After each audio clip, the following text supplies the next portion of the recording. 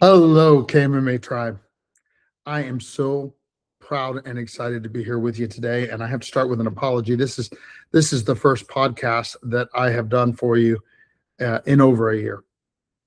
And I'm going to tell you all the things I'm proud and excited for in this podcast. And I'm even going to tell you the meaning of life. And I'm going to tell you a little bit about the last year. But let me start by telling you some of the reasons that I'm so proud and excited today. And I'm proud and excited in spite of some trials and tribulations and challenges. These are the realities of life. One of the most notable right now is that, right after I grand reopened and I committed to teach the black belt classes and be back on the floor more and all the things, my back is out of whack. And so I'm still doing it, but I'm just using my voice and using my other black belts, my sensei and Shihan, using their physicality and my knowledge and choreography to get it done, because I cannot be doing the stuff right now. But in spite of that and other trials and tribulations we had along the way, I have so much to be proud and grateful for and to be excited for.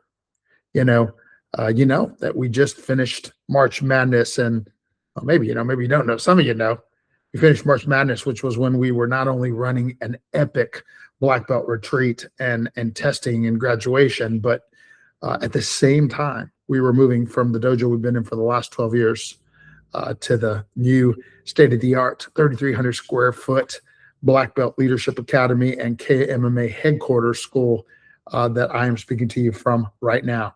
So talk about being grateful and excited. And I'm grateful and excited for all the amazing master instructors and sensei and program directors and those in training that are helping this reality come true. And I want to tell you that what I'm most excited for today is the meaning of your life. Those of you that do know me know that I love reading, that in my Black Belt Leadership Academy, we believe that leaders are readers and we read. And if I were to look back and really, really try to analyze the things that have made the most significant difference in my life, even though I got to tell you, the God incidences, the times that God put me in places and situations that I just couldn't understand at the time, and I'll do a whole separate podcast on that. But today I want to talk about books because, I've had great mentors in the martial arts, in the military, in academia, and I'm grateful for them. But if I had to say, okay, what's the one thing that's made the most difference in the constant and never-ending improvement of my life over the more than half a century of life? It's been the books that I read, but not just the books that I read. Fortunately, I learned early to read the books, to synthesize the ideas with my own and what I already know, and then to develop an action plan and take action on the things that I learned in the book. And that has been life-changing for me. And I read the intro this morning to this book, The Meaning of Your Life. On a subsequent blog that'll come after this podcast, I'll tell you how I found this. I'll actually share the podcast in which I found this author and I found this book. But today I want to talk a little bit about some of the things that he talks about in the introduction to this book. I'm not even going to talk a lot about it, but I'm going to give kind of like a Grandmaster's Cliff Note version, for those of you old enough to remember Cliff Notes, of what this book's going to be. Because in the beginning, Arthur Brooks, Dr. Arthur Brooks, the PhD, who's a professor at Harvard University and who wrote this book, friend of Dave Ramsey, which is where I discovered him. He talks about something that we kind of all know. He goes through all kinds of statistical backing for, the doubling and tripling of depression and anxiety. And he goes through, and what's kind of neat is he tells stories of people from 3 different age groups and 3 different walks of life. But he begins, because of his career in academia, he begins by introducing the difference that he experienced in colleges today when he came back to academia. See, he grew up as the son of a professor. He became a professor young, and he taught for many, many years. And then he took a hiatus from that In 10 years, went and ran a company. And then he came back and he said the thing that he always loved most about academia, went through several of the things he loved, but he said, but what he loved most was the students, that they were his people, because young college kids are full of hope and optimism, excitement for their future and their careers. And I remember that. I remember being that kid. And I remember that all the kids around me were that way as well. But he said that when he came back, something had drastically changed and that he just felt it.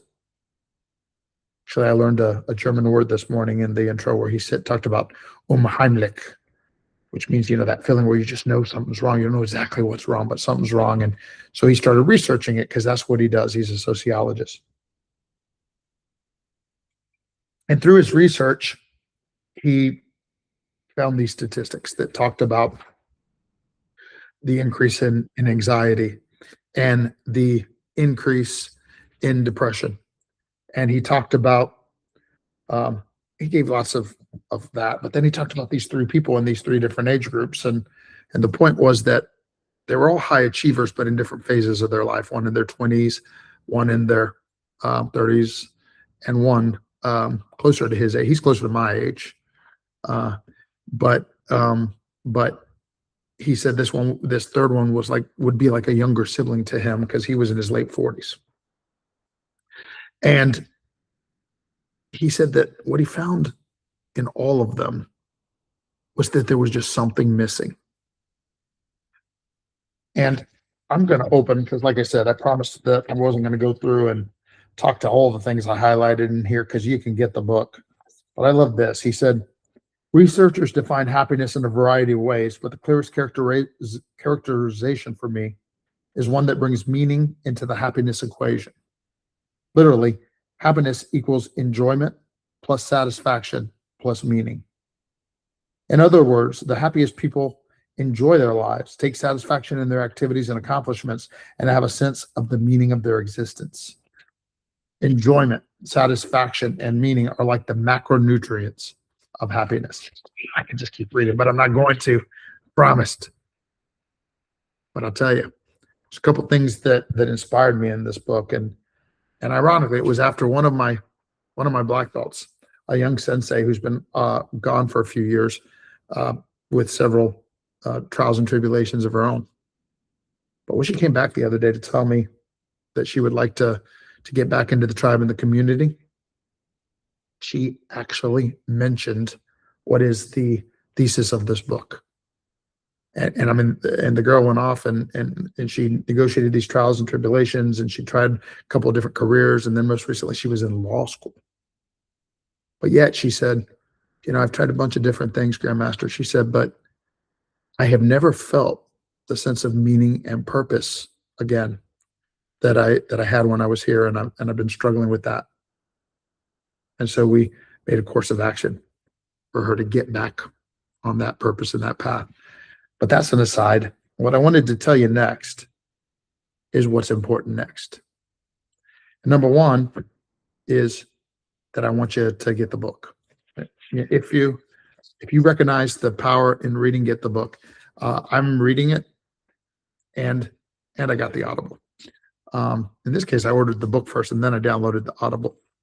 But usually it's the other way around. I hear something good enough on Audible, and I want to read it as well. But what I do is I read the book in the morning, like I read the introduction to this book this morning, and then I listen to the Audible when I'm driving into work, and it's such a great way of reinforcing the material. But the second thing is come and see. I told you we just had this great grand reopening, and I got to tell you, all right, now I'll reveal why I'm so excited. Because just that far into this book, here's what I recognized. I've been happy in life through all the ups and downs. The ones of the last 25 years that I've had this Black Belt Leadership Academy, but also all the ones before that led to that decision. And there have been some really great ups, and there have been some violently difficult downs. But I've never lost happiness, and especially in the last 25 years, let me say. And I think it's because I found my meaning. And I think that everybody needs to share this book, but in fact, this will be for sure be a book study with my team first and then my black belts, and maybe we'll take it even further, but you can get in and start it yourself if you like. And, but also, if you're not already a part of our tribe and have experienced why I say this is it, have experienced the tribe and community. And, when I wrote my first book on developing the black belt superpowers, it was about focus, respect, discipline, confidence, gratitude, and vision. And I think these things are critical superpowers for you to negotiate life today. I consider them kind of the prerequisite. Start training those in our basic training program, and then when students move on to the black belt leadership program, they get so much more, including leadership and including, I didn't realize it honestly until I read this book this morning, but including the philosophy of happiness in life. And we have that. Well, it's the grand reopening right now, so you got to come and see the place anyway, what we've done here. And then when you come, let us sign you up for a free month so that we can show you, and so that you can come and see if this meaning and purpose that so many have here speaks to you as well. Those of you that are already here, I'm speaking to you. And it's so cool because so many of you like you lived lives of meaning and purpose already. I mean, I have retired people here, retired doctors and financial counselors and all these people that lived great careers, military people, and have found another meaning and purpose here. And of course, the fact that it's a family, Black Belt Leadership Academy, we all train together, supports what is such a high meaning for so many of us, which is our job as father or mother. I could go on and on, but my point is just wherever you see this or hear this, you can just go to kmmausa.com and find out how to get yourself on our free VIP orientation if you're not already a part of our tribe. And then finally, my next, what's important next is, even if you do none of those things, even if you don't get the book, even if you don't come in and try out my program and experience my tribe, at least ponder the question today. What is the meaning of your life?